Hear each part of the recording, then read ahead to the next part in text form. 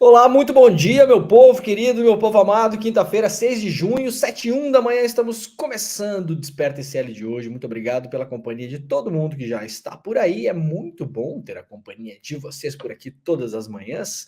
As nossas queridas e amadas dezenas de milhares de pessoas que acompanham este programa, o Desperta ICL. Estamos ao vivo todos os dias às 7 horas da manhã, das 7 às 8, ao vivaço horário de Brasília, trazendo as principais notícias do Brasil e do mundo. Então, bom dia para quem está acordando agora, arrumando as coisas em casa, preparando a molecada para ir para a escola, ou para quem está na cama, simplesmente lá de olhinho fechado, ouvindo este programa como se fosse o bom e velho radinho. Isso também funciona, claro. Muito obrigado para quem nos acompanha, como se fosse um programa de rádio. Aliás, o rádio é o grande meio de comunicação inventado pela humanidade. Vocês não acham? Eu sou completamente pirado em rádio. Passo o dia inteiro ouvindo rádio. A minha esposa brinca, né? Que sabe que eu tô em casa se tem um rádio ligado em algum canto, né? Geralmente sou eu com o celular no bolso, caminhando pela casa, ouvindo algum programa de rádio. Nós estamos ao vivo em todas as redes sociais, você sabe, então bom dia para quem nos acompanha aí no Instagram, no Facebook, no Twitter, na Twitch. Também estamos ao vivo na nossa amada Rede Desperta. Muito bom dia para quem nos acompanha aí na TV aberta na Bahia, Salvador, na Bahia, e Grande Salvador, pela TV Quirimurê. Também na TVT em São Paulo, Grande São Paulo, e também nas duas emissoras de rádio que retransmitem ao vivo este programa todos os dias. Muito obrigado pela parceria do pessoal da Rádio Brasil Atual e também da Rádio Heliópolis. Muito bom dia, Heliópolis. Muito obrigado pela companhia de todo mundo.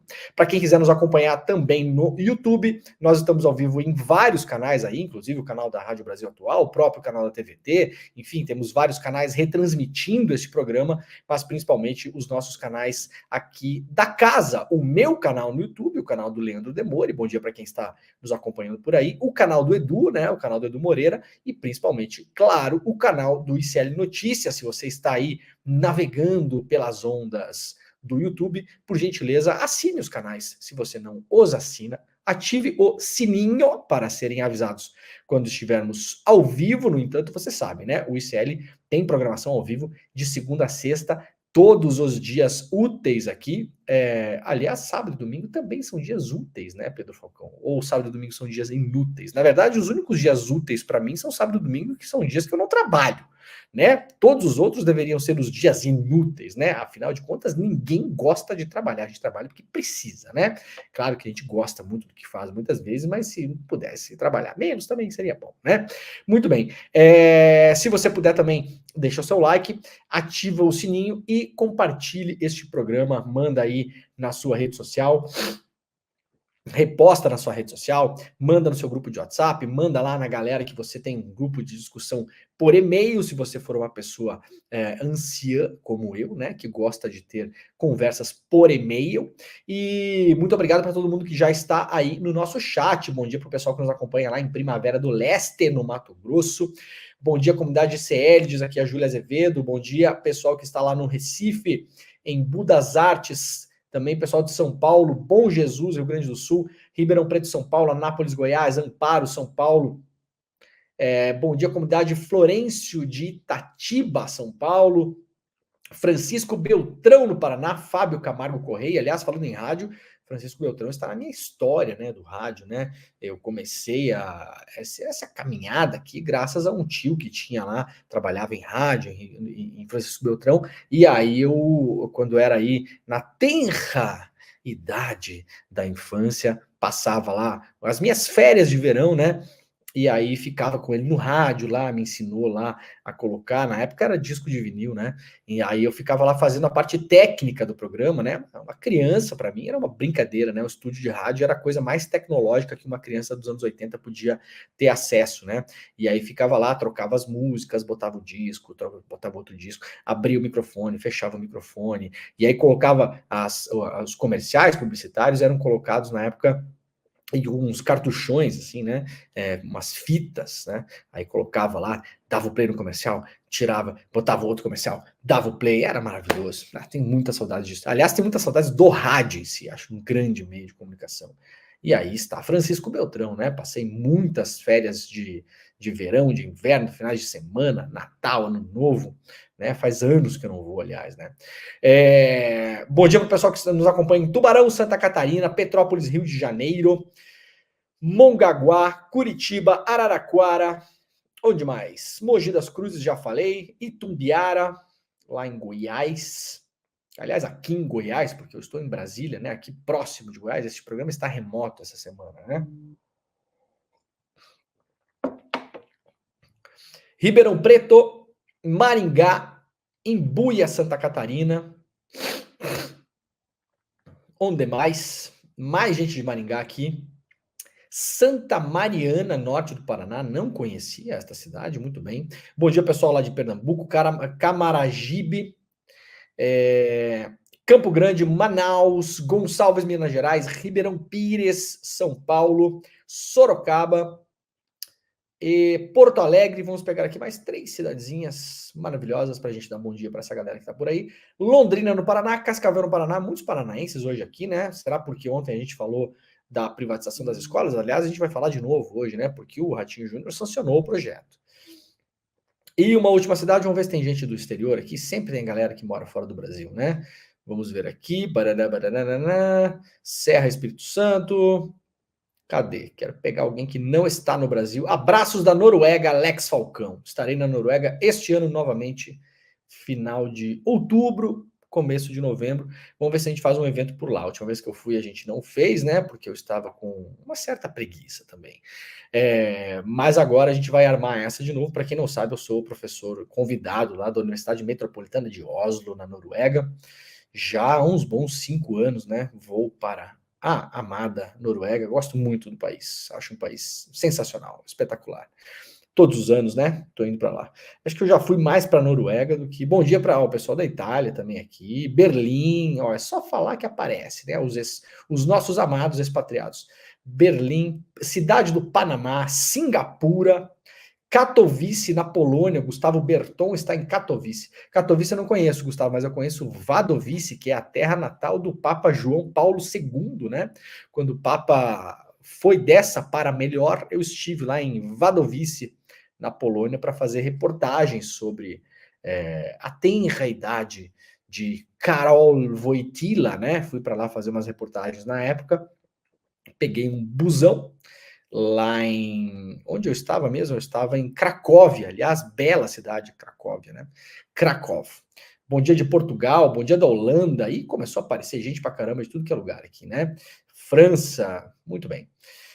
E aí saí lá de Krakow e fui até Wadowice conhecer a cidade do Papa. Não tem absolutamente nada lá, uma cidade bem pequena, né? E aí depois eu aproveitei ali a viagem para conhecer o campo de extermínio de Auschwitz, que fica ali perto, né? Para quem quiser fazer essa viagem, uma dica é você ir até Cracóvia, na Polônia, que é uma cidade lindíssima, né? Conhece a cidade, uma cidade pequena ali. Era muito barata na época que eu fui, até por conta da diferença do euro para a moeda local. Muito barato era, na verdade, mesmo. E aí depois você pode pegar um ônibus ali de Krakow e ir até os campos de Auschwitz e Birkenau. Estive 2 vezes lá, aliás. A primeira vez eu fui sozinho. É uma das coisas mais impactantes que um ser humano pode ter contato na sua história. Muitas escolas levam, né, adolescentes, fazem turismo de história lá, né? Um turismo fundamental, né? Para as pessoas tomarem consciência do que foi realmente um campo de extermínio, nazismo. E aí, uma segunda vez, levei meu pai. Meu pai queria muito conhecer também. Meu pai era fissurado, meu pai já faleceu, né? Era fissurado em história, absolutamente devorador de livros e de filmes, né? E séries, muita coisa relacionada à Segunda Guerra Mundial. E aí levei ele para conhecer. Foi assim bem impactante, né? É uma viagem que você faz, você fica lá assim umas 2 horas, né? Você vai num campo, depois vai no outro. E as pessoas, no geral, ficam em silêncio, né? O que é muito raro, cada vez mais raro em viagens. É um lugar de silêncio mesmo, né? Porque é um lugar que tem uma energia muito pesada, mas eu considero uma das coisas mais importantes para você levar alguém assim, para olha só, vem ver aqui, sabe? Sabe esses palhaços que a gente fica aí elegendo, por exemplo, no Brasil? Pois é, a gente tem essa raiz aí, né?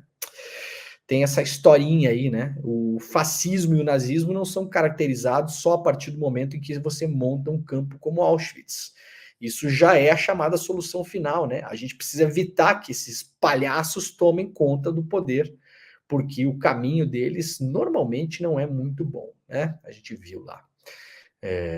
Então sugiro para quem quiser visitar, visite. O Gustavo Berton, que mora, a princípio mora na Polônia, né, Gustavo? O Museu da Fábrica de Schindler, em Cracóvia, também é muito impactante, conta toda a história da ascensão do nazismo. Eu estive nesse museu também, realmente. Duas coisas em Cracóvia são muito impactantes, né? O museu, sabe o filme do Schindler, né? O clássico do cinema, né? Então, lá na fábrica onde ele tinha, era uma fábrica de panelas, tem um museu lá, um museu que conta a história da invasão, principalmente, né, pelo que eu lembro, né, Gustavo? Eu acho que era isso que tinha lá no museu, né?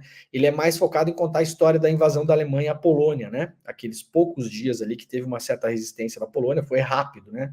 A Polônia não tinha nenhuma condição de reagir, né? A maior máquina militar da Europa naquele momento, né? E o museu é bem montado, assim, bem impactante, até por ser dentro da fábrica do Schindler, né? Que era um cara, que era um empresário que usava mão de obra escravizada pelos nazistas na época, era, né, um grande capitalista, mas em um momento da vida teve lá a sua iluminação e começou a salvar pessoas que eram seus funcionários ali das mãos dos nazistas. Então tem esse museu também para visitar, e tem o gueto de Cracóvia, né? Não é o famoso gueto de Varsóvia, que ficou mais famoso por conta do cinema, mas em Cracóvia ainda tem lá o gueto de Cracóvia, que hoje é um lugar, claro, muito aprazível, tem uma série de restaurantes, como aliás a imensa maioria dos guetos que eu conheci, né? Os antigos guetos judaicos na Europa são lugares muito bonitos. Eu morei em Veneza e lá tem o gueto também, né? Aliás, se eu não me engano, é um dos primeiros guetos do mundo, o gueto de Veneza, né? Que é um lugar também muito bacana, com vários restaurantes. Em Roma tem gueto também. Muita gente visita Roma, não sabe. Outra dica, estamos dando dicas culturais de viagem aqui, interessantes, né? Tem o gueto de Roma também. Para quem conhece Roma, para quem já foi lá, ali perto do Trastevere, que é o bairro boêmio de Roma, se você atravessar o rio ali, o Tevere, né, conhecido em português também como famoso Tibre, se você atravessar o Tevere do outro lado ali, em um pedaço ali, tem o gueto de Roma também, muito famoso por seus restaurantes, né? Tem ali toda a comida, cultura ali, são lugares maravilhosos. Mas o de Cracóvia também tem esse tom hoje, mas era o famoso gueto também de Cracóvia, né? Era murado, fechado, então ali você pode ter contato com a história também. Enfim, uma viagem muito bacana que eu fiz, lembrando aqui do nosso querido Gustavo Berton, que aparentemente é um cidadão brasileiro que mora lá na Polônia. Muito bem, galera? Então tá, então vamos que tem muita coisa por aqui hoje. Vamos lá começar o programa. Vamos lá para o site do iclnoticias.com.br. Mês de maio marca o 12º mês consecutivo mais quente da história, aponta o relatório Copérnicos. Maio de 2024 foi o mês mais quente já registrado na história. Gente, parece que a gente está repetindo o programa, né? Porque todo mês eu estou lendo essa notícia aqui. Mas é porque é de fato o 12º mês consecutivo no qual a temperatura média global atingiu um valor recorde. Isso é informação do Serviço de Mudança Climática Copérnicos, que é o principal serviço de mudança climática que estuda isso da União Europeia. Segundo o diretor do centro, Carlos Buontempo, que grande nome para você ser diretor do Centro de Mudanças Climáticas, né? Carlo Buontempo, deve ser italiano ou talvez pode ser francês ou suíço também, né?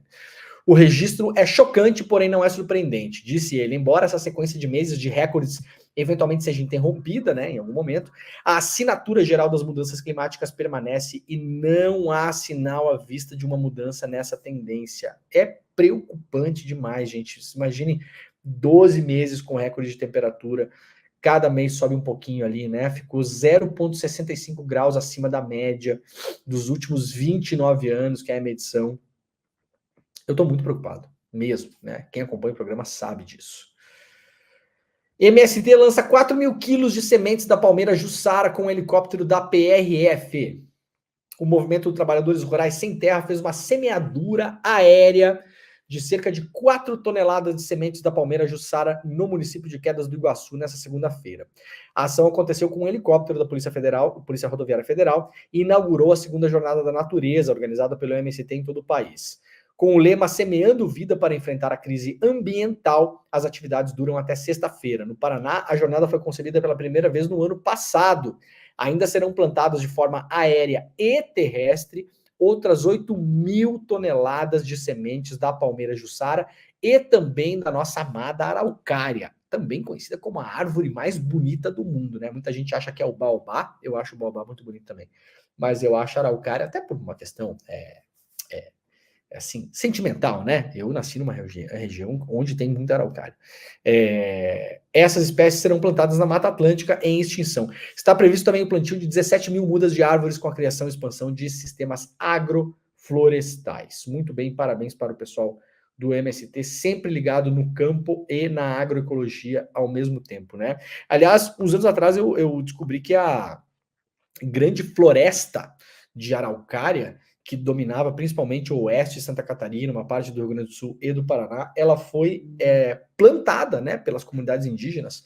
As comunidades indígenas, elas iam caminhando e iam levando, para quem conhece o pinhão, né, o famoso pinhão. Se você não sabe, o pinhão é uma semente, né, o pinhão não nasce no supermercado, você sabe disso, né. O pinhão é a semente da araucária. E aí as comunidades indígenas, na era pré-colombiana, elas iam andando e plantando a araucária, porque a araucária é uma árvore maravilhosa, né? A araucária, ela dá comida, né? O famoso pinhão, que é uma cultura de inverno, onde é mais difícil de você obter outras culturas, né? Então, as comunidades indígenas se alimentavam muito do pinhão no inverno, porque o pinhão justamente aparece no inverno. Ela ajuda a fazer fogo, né? Porque os galhos secos da araucária, eles são material combustível, né? Pegam fogo muito rápido, parece uma palha, assim, né? Aliás, dá um fogo muito bonito. A araucária é um negócio maravilhoso, né? Deus, quando foi desenhar, como diz o Armandinho, quando Deus te desenhou, né? Araucária, você parabéns. Oi, gente, araucária. Muito bem. O vereador do Rio de Janeiro aparece no vaso sanitário durante a sessão online da Câmara. Não sei se vocês viram esse vídeo ontem aqui. O Pedro Falcão viu esse vídeo ontem, Pedro Falcão? Viu? César Maia? Dando uma votação lá? Espetacular, né? Espetacular. Ai, ai, ai. Temos o vídeo aqui. Temos o vídeo. Por essa ninguém esperava aqui no ICL Notícias. O vereador César Maia, né? Já foi um político super importante no Rio de Janeiro, né? Hoje está lá na Câmara de Vereadores. Surpreendeu os colegas durante sua participação na sessão da Câmara, né? Sessão remota. César Maia estava lá, o ex-prefeito se descuidou, acabou sendo flagrado, né? Era na hora de uma votação importante. E aí temos o vídeo aqui. É maravilhoso, cara. Atenção ao vídeo e a reação, né, do presidente da casa aqui quando tá lendo o negócio. Olha só.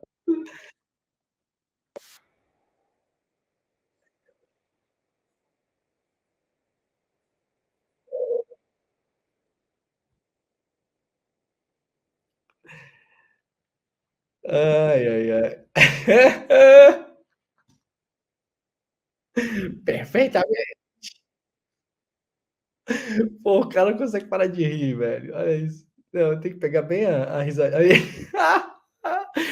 Parece o meu filho quando não quer rir, cara. Fica assim, ó. E tá lá o César Maia, né? Entronado, né?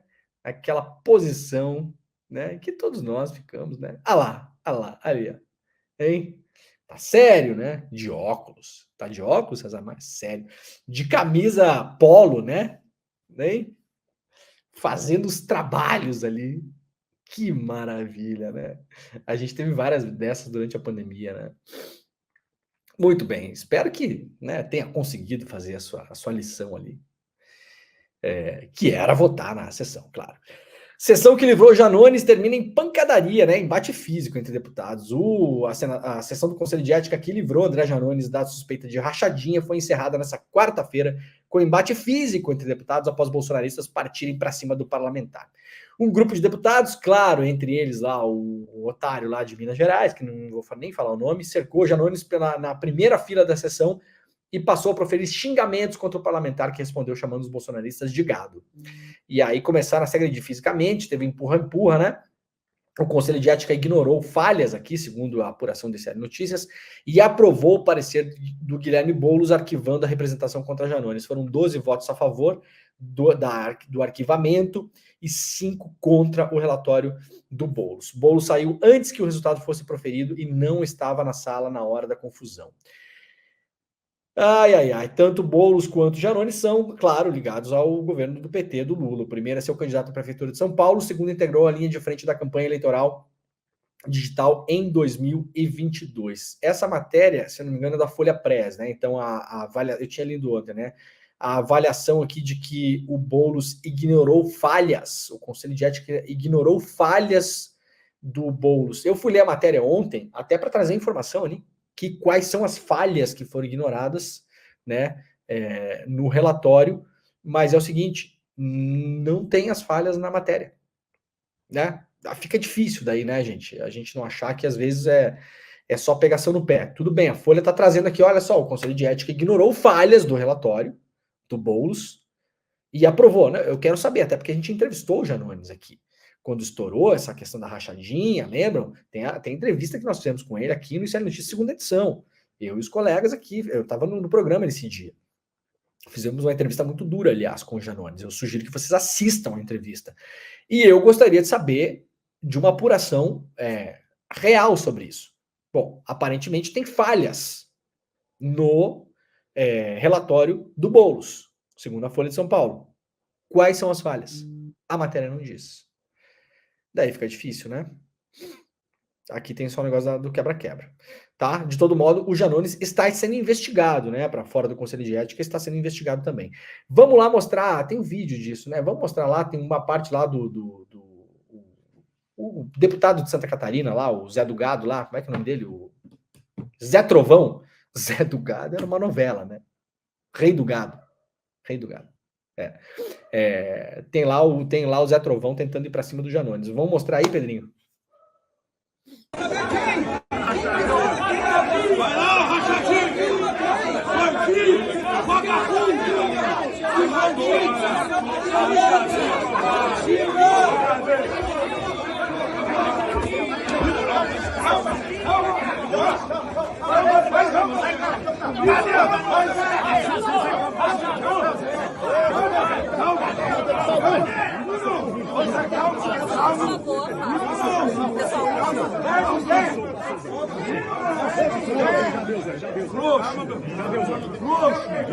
Ladrão, vagabundo!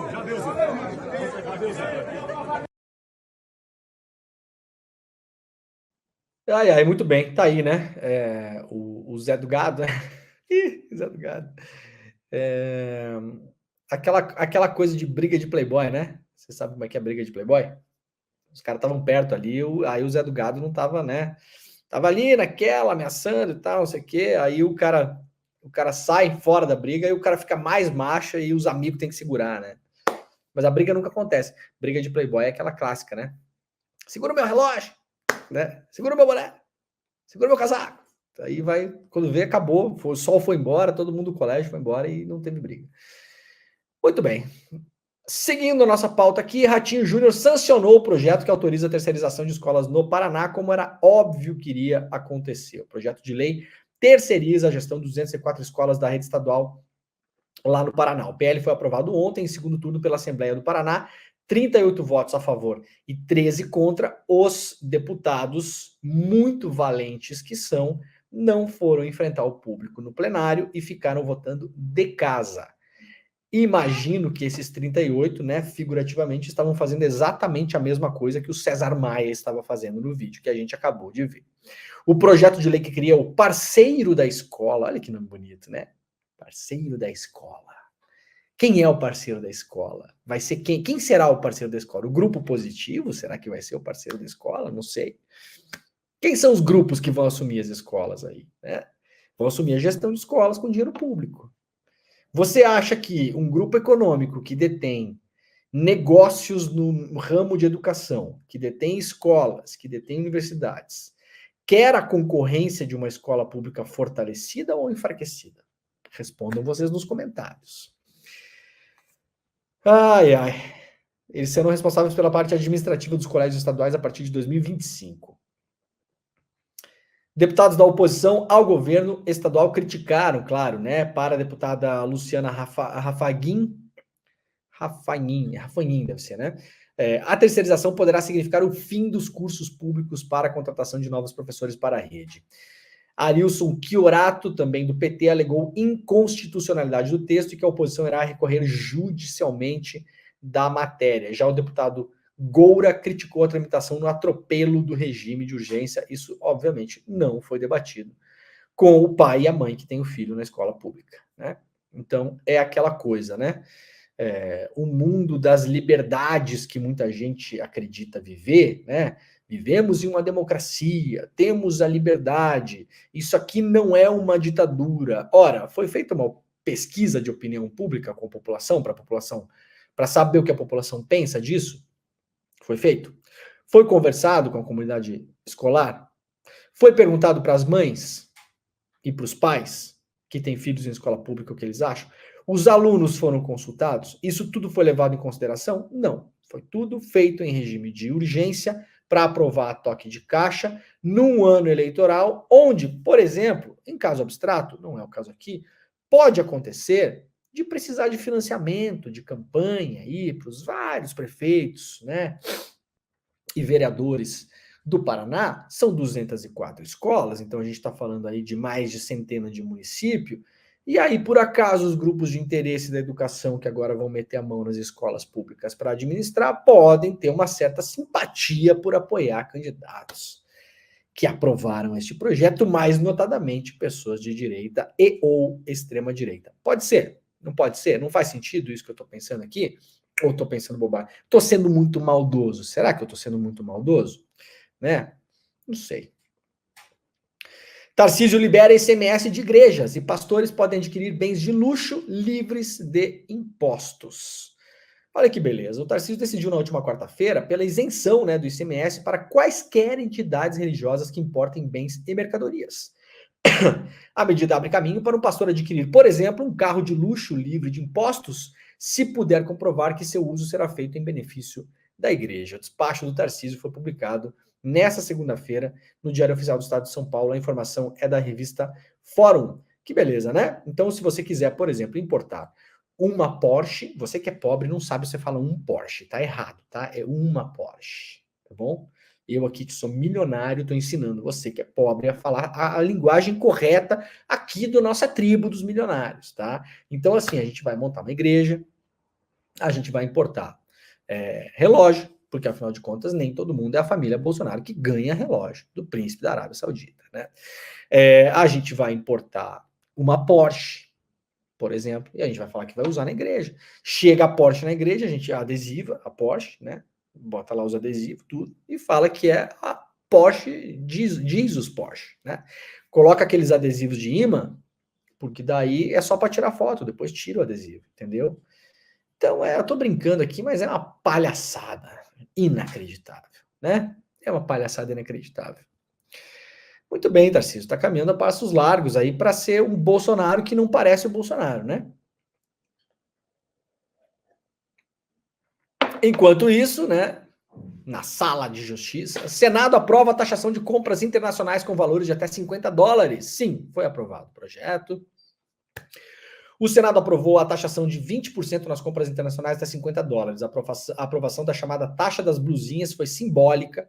67 senadores votaram a favor, ou seja, não foi necessário o registro nominal dos votos no painel eletrônico da casa. Você quer saber quem votou a favor e quem votou contra? Pois é, a princípio não dá para saber, porque ninguém quis botar o nome nesse projeto, que é altamente impopular, ainda mais em hora de eleição. Isso vai taxar diretamente os sites estrangeiros de venda, como Shopee, Shein, AliExpress e outros, né? Foi inserido num projeto de lei de mobilidade verde e inovação. Não tem nada a ver com a história. É um negócio para carro elétrico, redução de taxa de emissão de carbono da indústria de automóvel, nada, mas assim, bota nada a ver. Enfiaram lá. A princípio, o filho do Arthur Lira, que enfiou esse negócio lá, queria taxar em 60%. O governo, vendo que ia perder, que não tinha o que fazer, porque o governo não tem voto nem para eleger padre de quermesse, né? Aproveitando que estamos em mês de festa junina, negociou uma redução para 20%.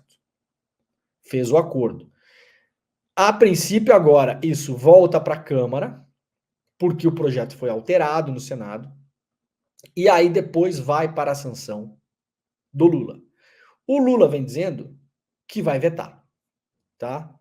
Se vetar, isso volta para o Congresso poder manter ou derrubar os vetos. Então a palavra final é do Congresso. Se o Lula vetar, pelo menos pode sair dessa história, né? Se souber usar bem a comunicação, porque vai estar trabalhando sendo um fato, vetou, de que a responsabilidade disso não é dele, Lula, né? Porque nos últimos tempos aí tem canal de YouTube aí, né? Que não perde o tempo de botar uma thumbnail do Lula. E assim, quando tiver responsabilidade, tem que botar mesmo, tá, gente? Agora, esse caso da taxa das blusinhas me irrita pessoalmente, porque é falsa a informação. Isso é um projeto do Centrão. E, aliás, quem queria taxar esse negócio era o Paulo Guedes, tá? Era o Paulo Guedes. Né? Mas aí não se fala, né? Vamos aqui para a notícia pornográfica do dia. Fortuna dos mais ricos atinge o maior nível histórico, afirma estudo. Isso aqui parece que a gente está lendo notícia velha também, né? Mas não é de novo, tá, gente? Estudo publicado na quarta-feira pela consultoria Capgemini revelou que a fortuna dos mais ricos atingiu o maior nível histórico. Segundo o levantamento, o mundo nunca teve tantos milionários e pessoas com riqueza elevada. O que acontece numa sociedade que tem muitos milionários tem muitos miseráveis, não é mesmo? A consultoria considera ricas as pessoas cujo capital disponível, sem considerar a residência habitual, ou seja, a casa das pessoas, ultrapassa $1 milhão. De acordo com o estudo, o número de milionários no mundo aumentou 5,1% em um ano e alcançou uma marca de 22 milhões de indivíduos em 2023. Vejam que curioso, né? A gente sempre fala, né, nos últimos tempos, antigamente essa coisa milionário não existe mais, né? Hoje a pessoa é bilionário, né? Então, quando se falava, até uns anos atrás, né? O fulano vai ficar milionário, ficou milionário, é milionário, era aquela ideia de que a pessoa não precisa mais trabalhar o resto da vida. Hoje em dia, se você tiver $1 milhão em alguns países do mundo aí, países que custam mais caro, né? A gente falou antes da Noruega aqui, Suécia, Estados Unidos e tal. Claro, você vai ter $1 milhão. Ruim não é lógico. Mas está longe de ser um dinheiro, atenção, que você vai viver a vida sem trabalhar. Não vai. A não ser que você viver uma vida aí muito, como tá a palavra da moda agora, espartana, né? Agora a direita adotou uma outra palavra, que é espartana. Você vai em livraria de aeroporto, tudo é espartana, é a cozinha espartana, é a roupa espartana. Daqui a pouco eu tenho a sensação que eu vou sair na rua, vai ter uns caras com umas espadas caminhando assim, né? Mas não é assim um dinheiro que vai dar para você comprar a Porsche, né? E ficar sem trabalhar e ficar se hospedando no Ritz em Paris. Não dá. Dá para fazer isso uma vez só, depois o dinheiro acabou, tá? E mesmo assim, veja como é um número reduzido de pessoas que estão nessa condição. Pouco mais de 22 milhões de pessoas no mundo. Vocês sacaram que não é uma grana absurda, não é uma grana. Não é o milionário de outros tempos, que é aquela pessoa que passa o dia de roupão, sabe? Aquele passou do filme, que passa o dia inteiro de roupão, tomando chá. Não é. Se você tiver $1 milhão hoje nos Estados Unidos, você não vai fazer isso. Porque o dinheiro vai acabar rápido. Tá? Eu não estou dizendo que é pouco dinheiro. Vocês entenderam o que eu estou falando, né? Mesmo assim, só 22 milhões de pessoas no mundo têm essa fortuna. Disponível, né? Capital disponível. As pessoas têm mais do que isso, porque tem a casa e tal, não sei o quê. Capital disponível é o quê? Precisou de dinheiro agora, está aqui disponível. Meu capital está disponível. Né? Que loucura, né, gente? Cada vez mais restrito esse mundo de pessoas que têm dinheiro de fato. Justiça atende bolsonaristas e suspende leilão do governo Lula para importar 300 mil toneladas de arroz. Isso aqui é um negócio, assim, eu acho que já deve ter caído até. Isso aqui foi ontem, final do dia. A Justiça Federal da 4ª Região do Rio Grande do Sul suspendeu o leilão que o governo Lula havia preparado através da Companhia Nacional de Abastecimento, a CONAB, para importar 300 mil toneladas de arroz, em decisão liminar proferida de noite ontem. Então o cara vai lá dar uma liminar de noite num negócio dessa importância. O juiz substituto Bruno Rich Fagundes de Oliveira acatou uma ação protocolada pelos deputados bolsonaristas Marcel Van Hatten e Lucas Redecker, que alegaram ser desnecessária a importação e a compra do alimento prejudicaria os produtores brasileiros. A ideia do governo Lula ao importar arroz seria fazer com que nenhum brasileiro fique sem alimento básico, né, fornecendo aí um preço mais acessível, né? Seriam pacotes de 5 quilos que seriam importados e teriam um valor tabelado de R$20, ou seja, R$4 o quilo. No saco plástico haveria os símbolos da CONAB, do Ministério do Desenvolvimento Agrário e Agricultura Familiar, blá, blá, blá. Né? O arroz beneficiado, polido, longo, fino, tipo 1. Os bolsonaristas fizeram tudo em relação a esse arroz. Tudo, assim. Aí a gente vê como se move, né, os políticos e quem paga a conta, né, gente? Não vamos ser ingênuos aqui, né? Os caras estão trabalhando, tá? Marcel Van Hatten e Lucas Redecker, eles estão trabalhando nesse momento. Estão trabalhando para quem? Não é para quem vai comprar arroz a 4 conto, tá? Teve quebra na safra de arroz do Rio Grande do Sul? Não teve. Mais de 80% da safra estava colhida, tá bom? Quando deu as enchentes. Mais de 80%. No entanto, quase 20% não estava. Não é isso? Mas 85% estava colhido. Sim, mas 15% não estava colhido. 15% a menos de safra num alimento básico para a população brasileira é muita coisa. Não é insignificante. Do que estava colhido, atenção, daquilo que estava colhido,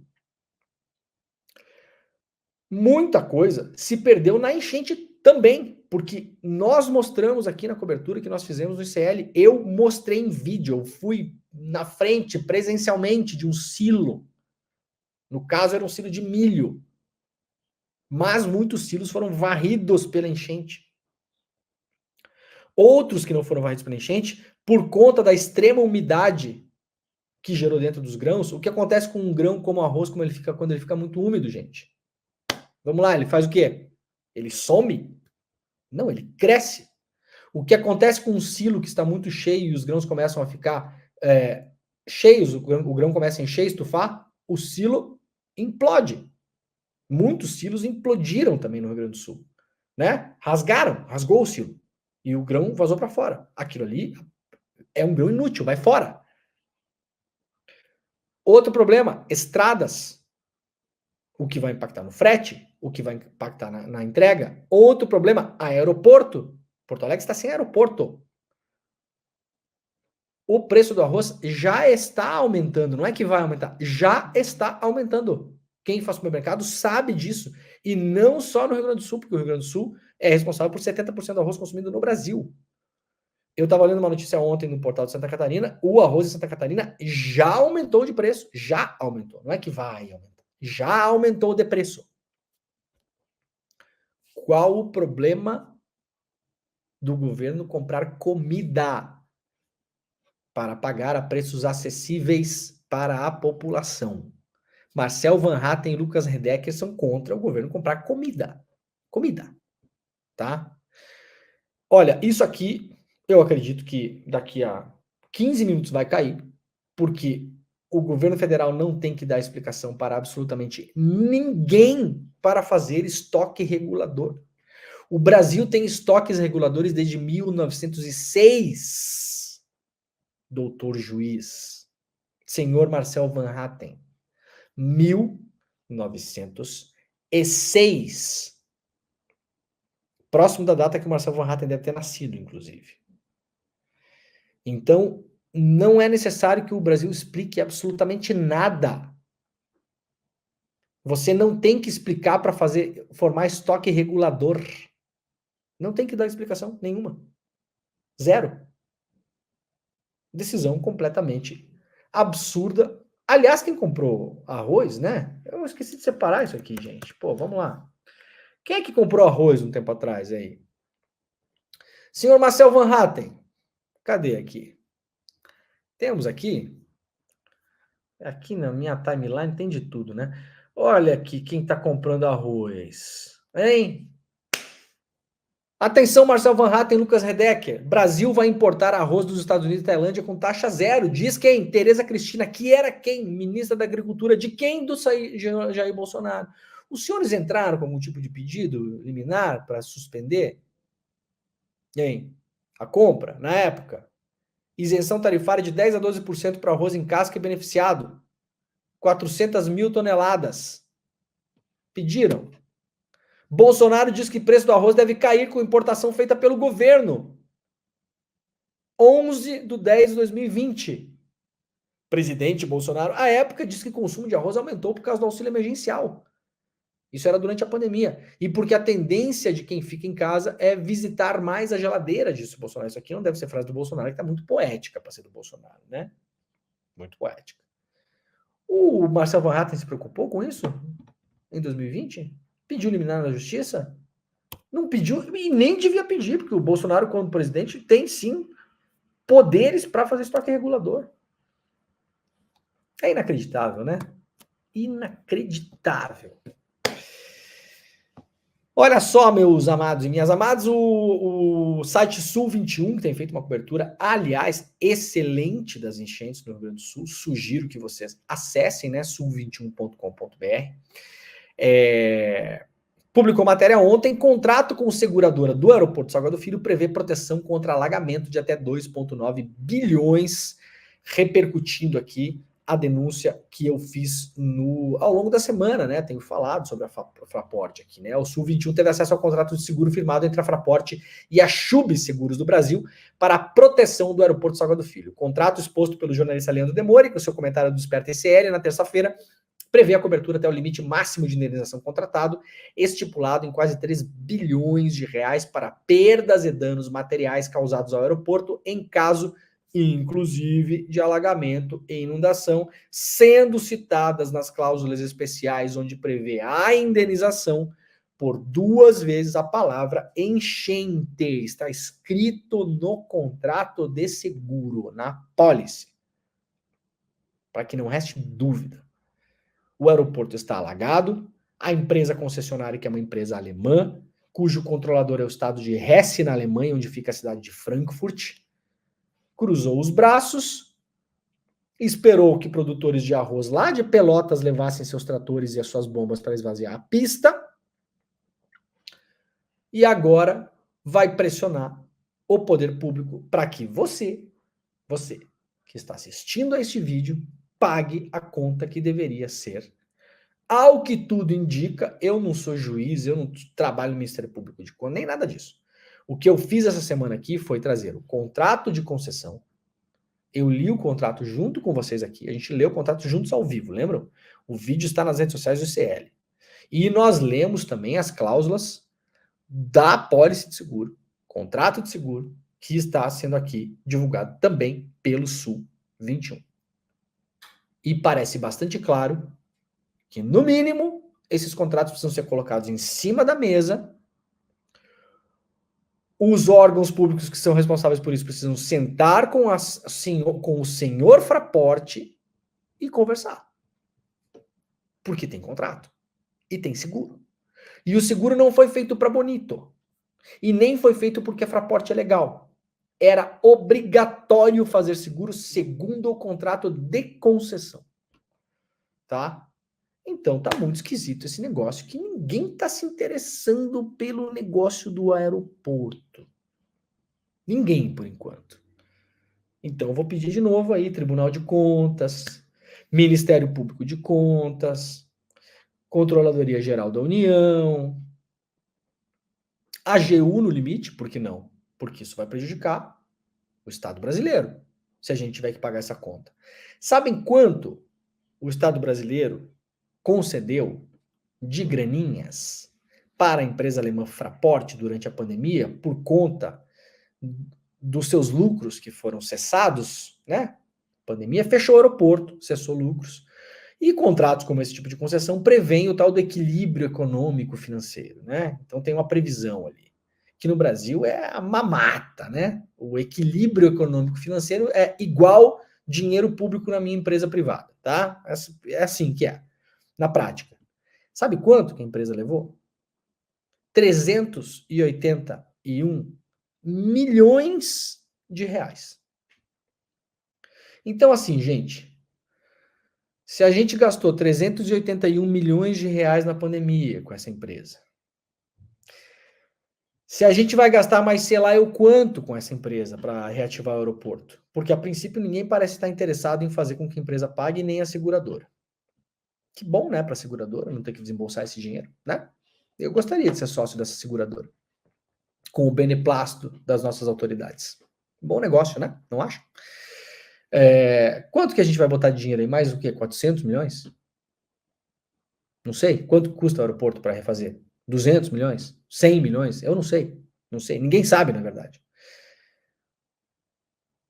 Valeu a pena a tal da concessão? Será que esse dinheiro todo não poderia ser usado pelo poder público para tocar o aeroporto Salgado Filho e fazer as obras que eram necessárias? Que, aliás, foram muitas delas cosméticas, né, gente? Quem pega voo em Porto Alegre sabe disso. Eles ampliaram a pista, o que possibilita aviões de maior porte pousar em Porto Alegre. Mas, contudo, no entanto, os voos internacionais mal foram ampliados. Voo para Lisboa, que sempre teve, faz uns 10 anos. Voo para Buenos Aires, que sempre teve também, faz uns 10 anos. E para onde mais que voa Porto Alegre? De voos internacionais, que era super essencial ter um alongamento de pista. Aliás, alongamento de pista feito derrubando casa de pessoas que moravam lá na cabeceira da pista, que é outro caso que está sendo apurado também, né? Outro caso. Está sendo cobrado da empresa isso. No terminal de passageiros, as mudanças foram cosméticas para instalar a lojinha da Starbucks, gente. A empresa ela não ampliou ali pensando no conforto do passageiro, até porque o aeroporto de Porto Alegre sempre foi um aeroporto super ok, mas super ok, super confortável. Não era assim, né, o aeroporto de Oslo, tá? Não era assim o Charles de Gaulle, tá? Não era lá um Charles de Gaulle. Agora, é um aeroporto super de boa, com estrutura, com tudo, com lugar para você ficar esperando lá, com tudo, com aeroporto, gente, aeroporto de uma grande cidade. Os caras fizeram um pedaço novo lá, que tem outros portões de embarque e tal, pro passageiro, na prática, meus camaradas, na prática, mudou até de lado o lugar onde você embarca, né? Antes era na direita, foi lá para a esquerda. Na prática, não muda nada. Não é que você chega lá agora e tem aquelas cadeiras igual tem na arena do Grêmio, né? Que o Renato Gaúcho fica sentado lá. Não tem essas cadeiras lá. Não tem cama para você deitar. Tá bom? Eles ampliaram para botar loja. Sala VIP.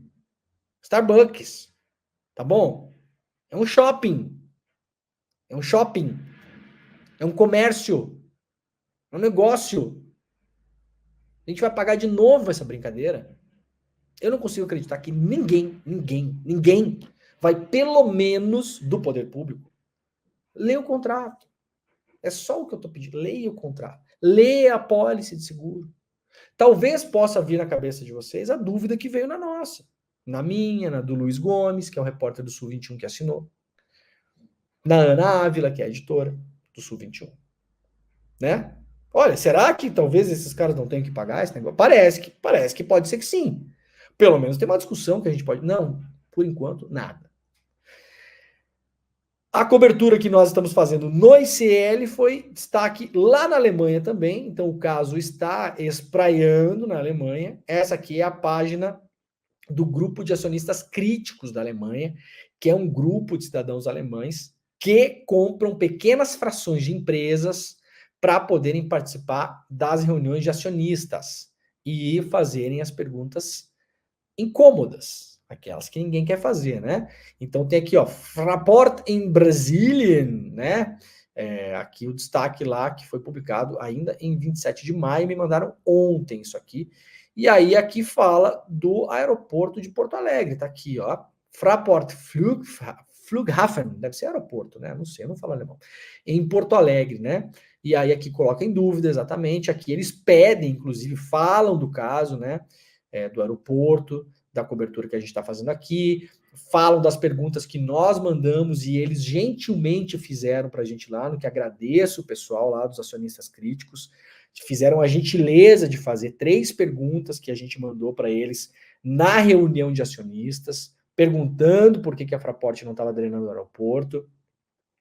E aí sugerem os acionistas críticos, atenção, essa galera aqui é acionista da Fraport, tá? Essa galera aqui é dono da Fraport também, né? Uma pequena fração, mas é dono, é acionista. Não é assim que o mercado de bolsa de valores vende a ideia pra gente, você vai ser dono da Petrobras, né? Você também pode ser dono da Vale do Rio Doce, né? Comprando ações. Então, esses aqui são donos da Fraport também, porque eles são acionistas. Eles sugerem, atenção, poder público brasileiro, eles sugerem que seja feita uma perícia independente no aeroporto, para não só fazer um levantamento de danos, mas para entender se a Fraport fez as obras necessárias e as contenções necessárias também, porque o aeroporto também tem ali contenções contra enchentes, tá? Na zona do aeroporto. E a Fraport, por contrato, ela estava ciente da situação geológica do aeroporto, está escrito em contrato, situação geológica do aeroporto, né? Local onde se encontra, tipo de solo, aquela coisa toda. Tá no contrato isso, tá bom, gente? Está no contrato.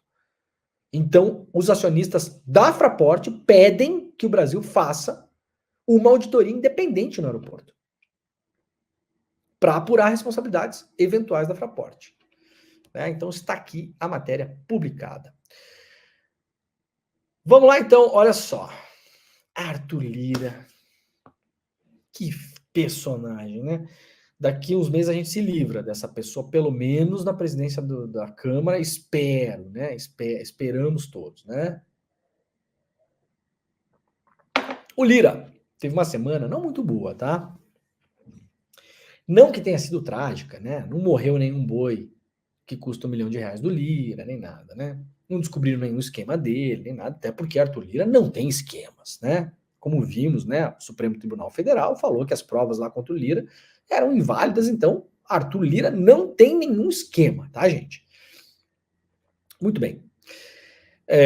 Teve o negócio da taxa das brusinhas, que o filho dele botou lá, aí um ex-aliado dele lá nas Alagoas tirou do projeto, aí ontem o Senado conseguiu traficar no projeto lá o negócio, tal, não sei o quê. Aí Lira ficou louco. Lira está doidão. Reportagem do UOL. Primeiro eu vou assustar vocês, gente, depois eu vou desassustar, tá? Para todo mundo ficar tranquilo. Então presta atenção nisso aqui. Eu vou ler a notícia e depois eu vou explicar para vocês por que um pouco essa notícia é bullshit, tá? Isso aqui é para provocar mesmo, para encher o saco mesmo, tá? Lira pauta urgência de projeto que anula delações e favoreceria Bolsonaro. O presidente da Câmara pautou a sessão nessa quarta-feira, requerimento de urgência para um projeto de lei de 2016. Veja, um projeto de lei de 2016 tem urgência. Qual que é o projeto de lei de 2016 que tem urgência? Não entendi, né? Que propõe o quê? Anular delações premiadas feitas por réus presos. Esse projeto de lei foi feito num contexto da Lava Jato, onde a Lava Jato, hoje já largamente um consenso, prendia e alongava prisões das pessoas de propósito para que elas pudessem quebrar e delatar até o que não sabiam. Esse projeto era do então deputado Vadir Damus, que hoje está na Senacom. O Senacom, que aliás eu dei a notícia ontem aqui, multou a Enel em 15 milhões de reais pelo péssimo serviço que presta em São Paulo. Eu falei com o Vadir Damus hoje de manhã. E ele falou, Leandro, esse projeto era num contexto da Lava Jato, onde a gente via prisões arbitrárias acontecendo, né? 2016. E hoje me disse o Vadir Damus, hoje de manhã aqui, ó, eu vou ler o que me escreveu aqui o Vadir, que é o autor do projeto, né? Hoje, com o fim do estado de exceção lavajatista, eu não apresentaria este projeto. Então, nem o autor da ideia original apresentaria o projeto. A proposta pode beneficiar, diz aqui o UOL, e aqui tem um problema, tá? Da apuração do UOL que eu vou explicar para vocês, para deixar todo mundo mais tranquilo. A proposta poderia beneficiar o Bolsonaro, Caso seja aprovada, ela poderia anular a colaboração premiada do coronel Mauro Cid, né? Porque ele fez a colaboração enquanto estava preso. Tá bom? Muito bem. Vamos para o mundo real. Caso nenhuma manobra aconteça, principalmente com a anuência do STF, atenção STF, tá? Esse tipo de alteração não retroage, tá, gente? Eu falei com algumas pessoas ontem para tentar entender um pouco melhor, né, o que aconteceria e tal. Então, não retroage. Lei penal, se for aprovada, recua, tá, gente? Lei processual, não. Isso aqui é uma alteração processual, tá? É uma alteração na maneira como a gente faz as coisas e não nas coisas em si. Então, é uma alteração no processo, no procedimento. Desse jeito que se faz, agora é do outro jeito que faz. Esse tipo de alteração processual não retroage. Ah, não sei, o roteirista do Brasil, ele é doidão, você sabe, né? Então, eu não vou botar minha mão no fogo aqui. Agora, até hoje, o que viceja neste país de meu Deus é que este tipo de alteração não retroage. Então, mesmo que seja aprovado, não irá beneficiar o Bolsonaro, tá bom? Para ficar bem claro, vamos lá. Você sabe que eu gosto de ler dincumento, como dizia minha avó. Então vamos ler o dincumento. O que é esse dincumento aqui, senhor Leandro? Esse aqui é a Lei 12.850, que é a tal da Lei das Delações. A lei que define a organização criminosa, dispõe sobre a investigação criminal, os meios de obtenção de prova, que é uma delação, infrações penais, blá, blá, blá. Então isso aqui é a chamada Lei das Organizações Criminosas ou Lei das Delações. Isso aqui é a lei de 2013, do governo Dilma, que organizou a delação premiada. O que diz sobre delações premiadas? Vamos aqui, ó. O acordo de colaboração premiada, seção 1. Seção 1. O acordo de artigo 3A. O acordo de colaboração premiada é o quê, Brasil? É um negócio jurídico processual e um meio de obtenção de provas. Tá bom? Entendido? Então, colaboração premiada, segundo a lei, é um negócio jurídico processual. Então, nesses casos, em alterações processuais, elas não retroagem. Então, a manchete do UOL, ela dá o clima que o Lira quer dar. Olha só, hein? Vou soltar o Bolsonaro.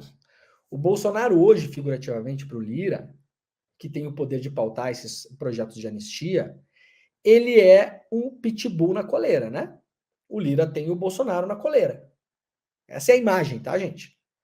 Vou soltar o pitbull, hein? Olha aí. Tô pegando aqui a chave. Vou abrir o canil, tá? Esse é o tom.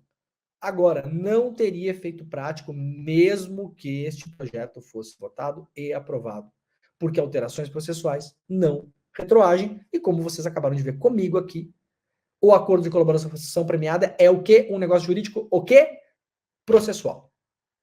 Tá bom? Tá entendido? Então, é um pouco de pânico aí, né, do senhor Arthur Lira para fazer a sua chantagem habitual.